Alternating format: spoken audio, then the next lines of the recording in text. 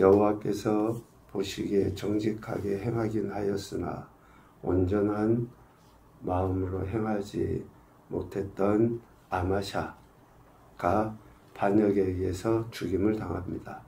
25장 27절에 그렇게 아마샤가 죽고 난 이후에 16세 된 우시아가 대신 왕이 되죠. 오늘 1절에 보면 우시아가 왕이 된 모습을 기록을 하고 있습니다. 우시아에 대한 평가 역시 오늘 4절에 보면 여호와 보시기에 정직하게 행하였다 라고 평가를 해요. 이런 평가가 처음부터 한결같으면 좋지만 우리가 읽은 것처럼 말로는 가장 비참한 모습, 유다 왕 중에서도 물론 반역에 의해서 우시아가 아마샤가 반역에 의해서 죽임을 당할 그런 예도 있지만 우시아는 나병이라는 저주의 병에 걸려서 정말 비참한 말로를 보게 되죠.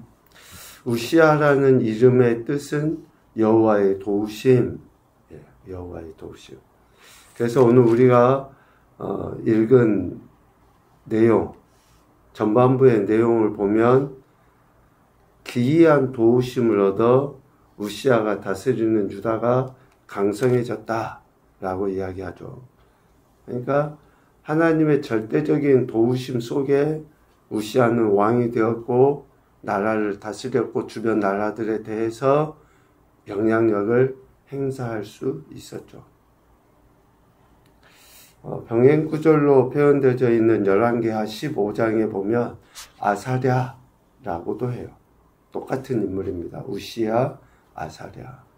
그의 어머니의 이름은 3절에 보니까 여골리야라고 해도 틀리지 않아요. 열왕기하에는 그렇게 되어 있습니다. 여호와께서 강하게 만드신다 라는 이름의 의미예요. 그러니까 우시아의 어머니 여골리야의 이름의 뜻은 여호와께서 강하게 만드신다. 예루살렘 사람이라고 했죠. 그에 대한 평가는 4절에 여호와 보시기에 정직하게 행하였다. 그의 아버지 아마샤의 모든 행위대로.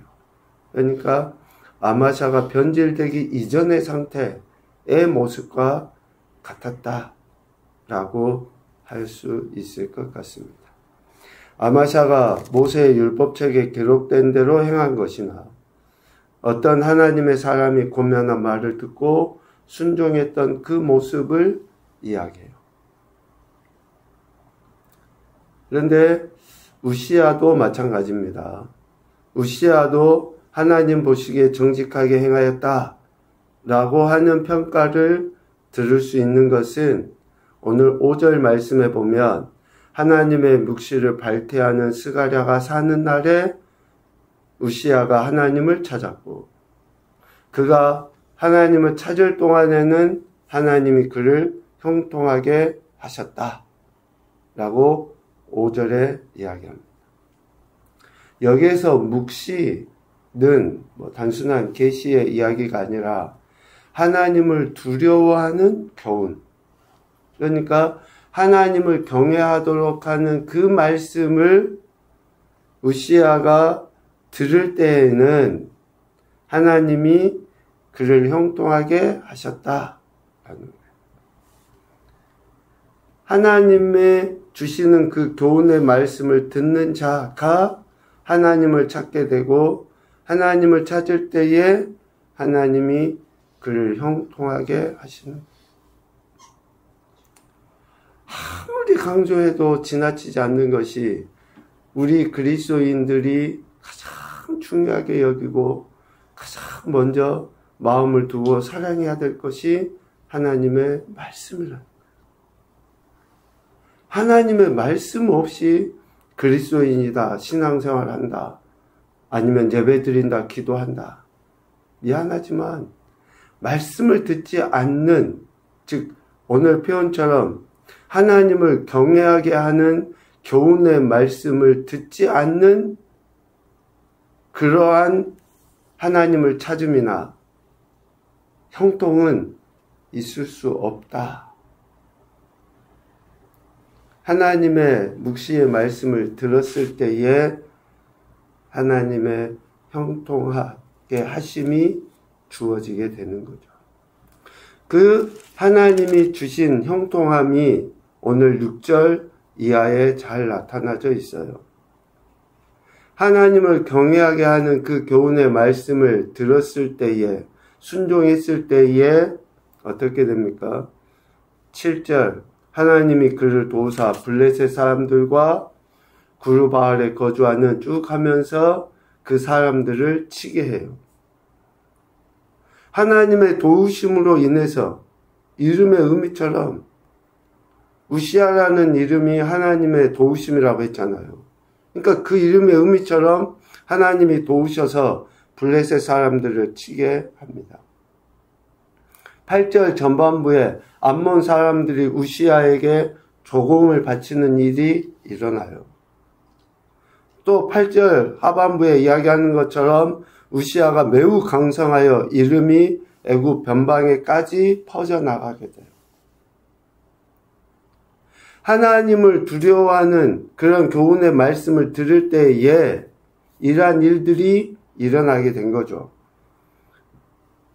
그래서 군사도 세워가고 또 성읍도 견고하게 세워가고 하는 그런 일들이 쭉 일어나요. 이러한 일들의 결국이, 그러니까 어떻게 해서 이러한 일들이 이루어진 겁니까? 15절 말미에 이야기하잖아요. 그의 이름이 멀리 퍼짐은 기이한 도우심을 얻어 강성하여 짐이었더라. 하나님의 말씀을 들을 때에 하나님의 도우심으로 이러한 일들이 이루어지게 된 거예요. 우시아가 엄청 대단하고 능력이 많고 싸움을 잘해서 다 아니에요. 그가 하나님의 말씀을 들었을 때에, 하나님을 찾았을 때에 이러한 일들이 이루어지게 된 거죠. 하나님이 형통하게 하심이라는 것. 결국 하나님의 함께 하심 자체가 우시아에게 주어진 기이한 도우심이다 라는 것을 보게 됩니다. 그런데 오늘 16절 이하에 하나님의 기이한 도우심으로 인하여 강성해지니 그의 마음이 교만하여 악을 행하게 됩니다. 이 교만함은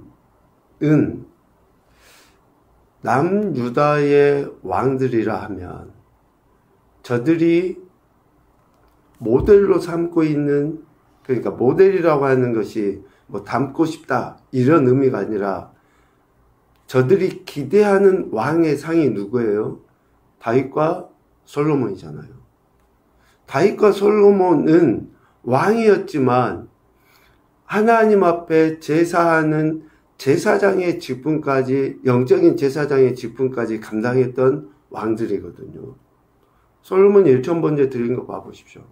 그러니까 다윗과 솔로몬과 같은 그러한 특별한 자리에 있는 왕을 남유다의 왕들은 아마 기대했는지 몰라요. 오늘 우시아도 마찬가지예요.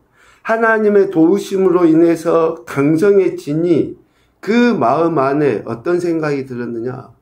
다윗과 같이, 솔로몬과 같이 이러한 일까지 하는 왕이 되기를 기대한 거예요. 그러니 오늘 16절 이하에 그가 어떻게 합니까? 여호와의 성전에 들어가서 향단에 분향하려 하는 제사장의 일을 하고자 하는, 특별하게 하나님이 세우셨던 다윗과 솔로몬 이후에, 여러분 특별하다는 것은 말 그대로 특별한 거예요. 그냥 보편적이지 않아요. 그런데 오늘 우시아는 그 특별함을 가지려 한 거죠. 마음의 그 교만함으로. 강성해져서 하나님 주신 축복으로 주변 나라들로부터 많은 그러한 그 조공도 받고 뭐 여러 가지로 이제 풍족해서 더 나라를 견고하게 세워가는 것으로 하면 좋을 텐데 그 마음의 교만함이 악을 행하는 것으로 나타나요. 그래서 16절 하반부에 제사장 직분까지 감당하려는 그런 월권을 드러내 보인 것이죠. 이렇게 월권한 것에 대해 하나님이 책망하시는 거예요. 제사장 아사랴를 통해서.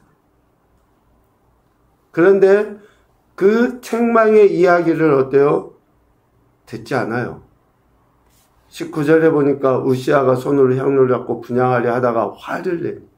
그 이야기를 듣지도 않고 그 행위를 멈추지도 않고 되려 화를 내요.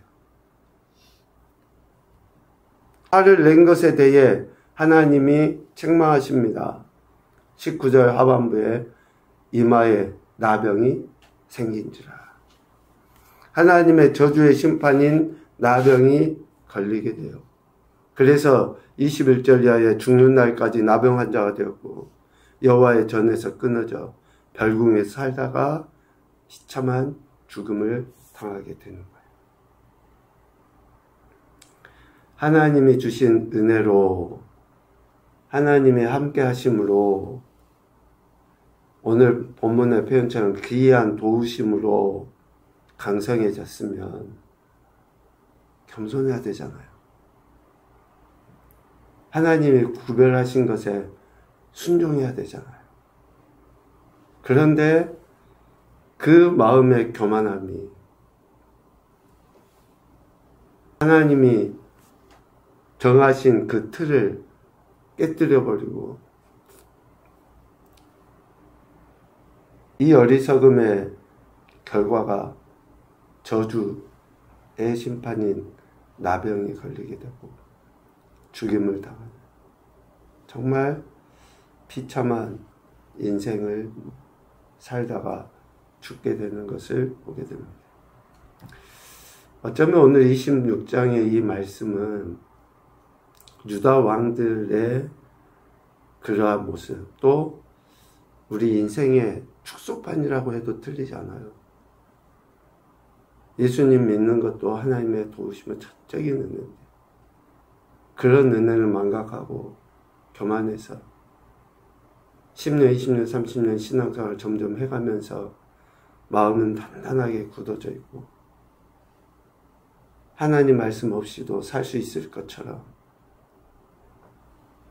그런 교만한 행태들을 보이니 결국은 비참한 영적 사망의 지경에 이르는 그런 안타까운 모습들을 많이 보게 됩니다. 이런 말씀이 우리에게 정말로 우리가 신앙생활을 하는 바른 기준이 되었으면 좋겠다라는 그런 생각을 해보게 됩니다. 첫 번째 교훈으로 생각하면 하나님의 말씀을 들을 수 있는 것이 은혜이다. 들을 수 있는 것이 은혜예요. 아무리 소리가 예수님도 말씀하시잖아요. 시장통에서 피리 부고 나팔을 불어도 슬피 울거나 춤추지 아니하는 그런 인생들하고 똑같아요. 아무리 하나님의 말씀이 선포돼도 아무리 비가 오고 햇빛이 쏟아져도 가려버리면 자기 것이 안 돼요. 들을 수 있는 것이 은혜예요. 두 번째, 하나님을 두려워하는 교훈을 주는 자가 곁에 있음이 복이다. 오늘 우시아에게 스가랴가 있었잖아요. 이런 하나님의 말씀을 전해주는 자가 곁에 있는 것이 복이에요. 혹시 우리 주변에 그런 사람이 있나? 정말 복받은 인생. 세 번째, 하나님의 말씀을 듣지 않는 교만은 결국 모든 것을 파멸로 이끌 뿐이다. 하나님의 말씀을 듣지 않는데 어떻게 우리가 살겠어요? 어떻게? 절대 우리는 살 수가 없어요. 물이 없는 데서 물고기가 어떻게 삽니까? 그러니까 정말 우리는 하나님의 말씀을 듣기 위해서 우리 자신을 쳐서 복종시켜야 되고 영의 귀를 열고 그렇게 들을 수 있도록 그런 은혜를 구해야 되는 것이죠. 오늘 우시아의 모습을 정말 반면교사 삼고 다시 한번 우리를 구원하신 하나님의 은혜 앞에, 함께 계신 하나님의 은혜 앞에 겸손히 낮아져서 그 이끄시는 뜻대로 말씀에 대한 바른 태도를 취해야 되겠다는 생각을 합니다. 오늘도 주님과 동행하시는 이 복된 삶 속에 더욱더 마음을 열고 하나님의 말씀을 듣고 하나님의 선하신 뜻에 순종하는 그런 겸손을 통해 하나님의 영광도 나타내시고 참된 형통을 경험하는 귀한 한날 되시기를 주님의 이름으로 축복합니다. 아멘.